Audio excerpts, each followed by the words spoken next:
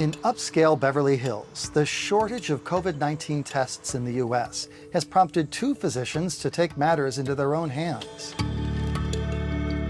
Inside their private lab, they created their own coronavirus test. We are not using the same supplies and materials that have been backordered and that usual regular laboratories or laboratory chains have been using, right? That way we have been able to offer this testing without having to worry about limitations in supplies and materials. To minimize the risk of contamination, patients remain in their cars. The drive-through test takes just a few minutes. The filling will last for about 30 minutes after we're done, but then after that it goes away. The test costs $45 out of pocket for those with insurance. This patient will know in 24 hours if he is infected. I'd just rather know. Knowing is half the battle, so I would far rather pay $45 and have my insurance billed for the rest of it. It's capitalism at its best. This should be free for everyone and not just people who can pay for it. Free tests are available mostly for people over 65 or with pre-existing conditions. Without insurance, this test costs $150, and a hospitalization for COVID-19 reaches $70,000 on average. In the U.S., more than 30 million people lack health insurance. It's very difficult to survive in the U.S. with no health insurance. I think that's something that this pandemic has really brought to light. If you require inpatient care and ventilators and long-term hospitalization, that can absolutely financially devastate someone.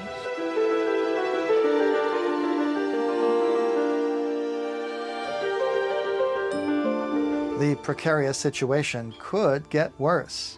In the past 2 months, about 30 million Americans lost their jobs. Among them, actor Rob Pointer and musician Angie Correa. Should we go outside? Despite losing their income, this family still has to pay back 2 loans, $50,000 in medical debt and a $30,000 student loan. All of the rhetoric about it being the greatest country in the world, but 40% of Americans don't have like $400 in their bank account. There's something wrong with that. To provide for her family, Correa now uses her sewing skills to sell homemade masks on social networks. In just one day, she received more than 600 orders, enough to cover half her bills this month. Unemployment benefits last only 3 months on average in the U.S. It's a really scary time for my family, and you know, like, we all want to be like, I'm cool, I'm fine, but it's not the reality for a lot of Americans. And I think that this virus is really like exposing that in such a massive way, because it's a privilege to get to shelter at home, and it's a privilege to work from home. That's like a white collar quarantine, and there's a lot of people who don't have that privilege.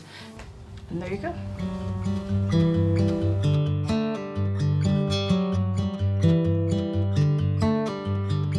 Among those who can't afford to stay confined are farm workers, described as essential workers by the U.S. government.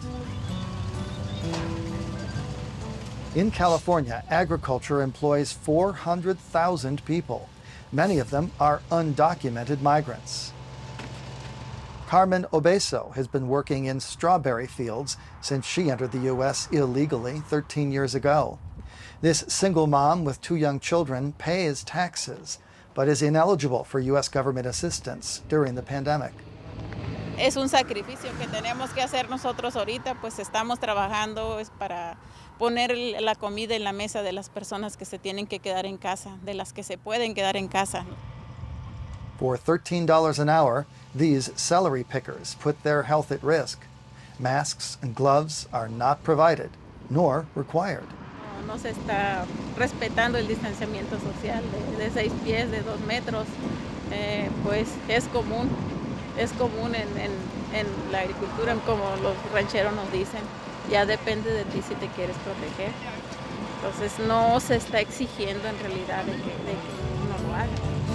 The Trump administration has approved trillions of dollars for economic stimulus and relief during the pandemic, but no support was included for the 11 million undocumented living on U.S. soil.